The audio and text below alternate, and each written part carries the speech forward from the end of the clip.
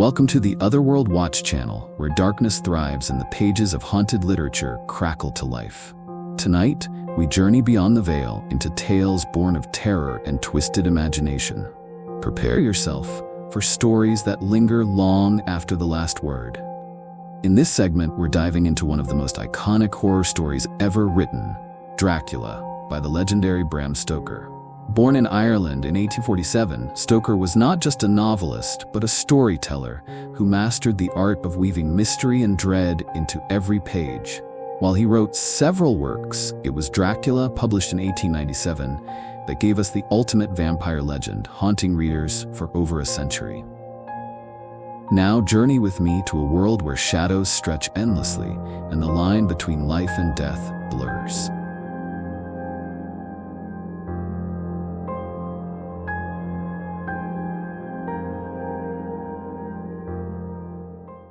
High in the Carpathian Mountains, where the nights are long and the shadows deep, stands a castle shrouded in legend and fear. This is the home of Count Dracula, a creature neither alive nor truly dead, a vampire who has roamed the earth for centuries, preying on the blood of the living. But this tale isn't just about terror. It's about courage, love, and the strength of the human spirit. Let me take you into the dark and thrilling world of Bram Stoker's Dracula. Our story begins with Jonathan Harker, a young English solicitor, traveling to Transylvania to assist a reclusive nobleman, Count Dracula, in purchasing an estate in England. From the moment he arrives, strange things begin to happen. The local villagers beg him not to go, thrusting crucifixes and charms into his hands for protection. Undeterred, Jonathan continues his journey, finally reaching the castle as darkness falls. The Count greets him with an unsettling politeness. Dracula is a man, or perhaps not a man at all, of peculiar habits. He never eats with Jonathan, appears only at night, and avoids mirrors entirely.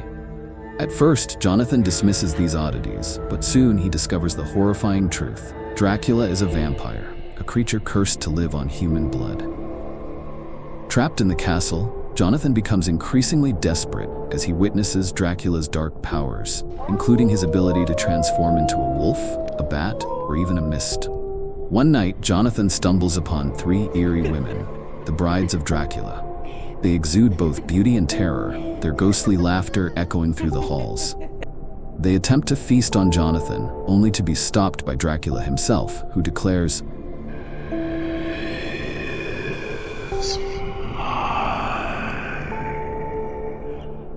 "It's clear now, Jonathan's life hangs by a thread." Summoning every ounce of courage, Jonathan escapes the castle and flees, vowing to return to England and warn others of the monster he has encountered. While Jonathan struggles to survive, Dracula sets his plan in motion. He boards the Demeter, a ship bound for England, hidden in a coffin filled with Transylvanian soil. The journey is plagued by death. One by one, the crew members vanish, and by the time the ship reaches England, Dracula is the only one left aboard. As the coffin is unloaded, an unnatural fog rolls into the harbor, marking the vampire's arrival. In England, Dracula targets Lucy Westenra, a radiant young woman known for her beauty and charm. Lucy is best friends with Mina Murray, Jonathan Harker's fiancée. Mina, a kind and intelligent woman, is devoted to Jonathan and shares a sisterly bond with Lucy. The two women often spend time together, exchanging letters and confiding in each other about their lives and dreams. Lucy is engaged to Arthur Holmwood, but she also has two other devoted suitors, Dr. John Seward and the brave American, Quincy Morris. As Lucy sleepwalks one night, Dracula sinks his fangs into her neck, beginning a slow and agonizing process that drains her vitality.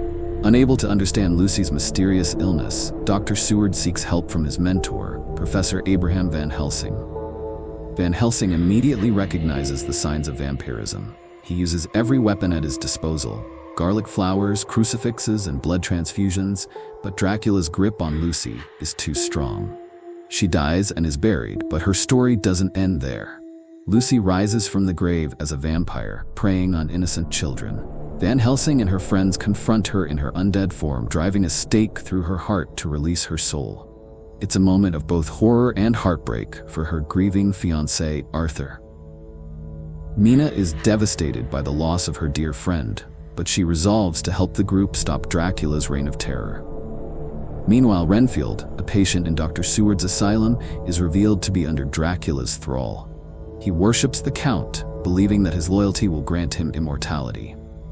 Despite his madness, Renfield displays moments of clarity and compassion, especially for Mina. In a brave but doomed attempt to protect her, Renfield defies Dracula. Enraged by this betrayal, the Count murders him, leaving a chilling reminder of his cruelty. Jonathan, now married to Mina, recounts his harrowing experience in Transylvania. But Dracula isn't done with them yet. He begins to target Mina, biting her and attempting to enslave her. Despite her growing connection to Dracula, Mina's strength and resilience shine through. Van Helsing uses this connection to track the Count's movements. Van Helsing, Jonathan, Mina, and their friends unite to stop Dracula. Together, they piece together his plans. He intends to spread his curse, creating a legion of vampires across England. The group tracks him across Europe, determined to destroy him before it's too late. The final confrontation takes place at Dracula's castle. As the sun begins to set, the group battles Dracula's loyal servants and reaches his coffin. In a climactic moment, Quincy Morris, gravely wounded, drives his knife into Dracula's heart. The Count crumbles to dust, his centuries of darkness finally brought to an end. With Dracula defeated, Mina is freed from his curse. She and Jonathan return to England, determined to build a life filled with love and happiness. Their bond, forged through unimaginable trials, becomes unbreakable. The group honors the memory of their fallen friend Quincy, vowing never to forget the sacrifices made to end Dracula's reign of terror. Thank you for joining me on this journey into one of literature's most iconic Gothic tales. If you enjoyed this story, don't forget to like, share, and subscribe for more literary adventures.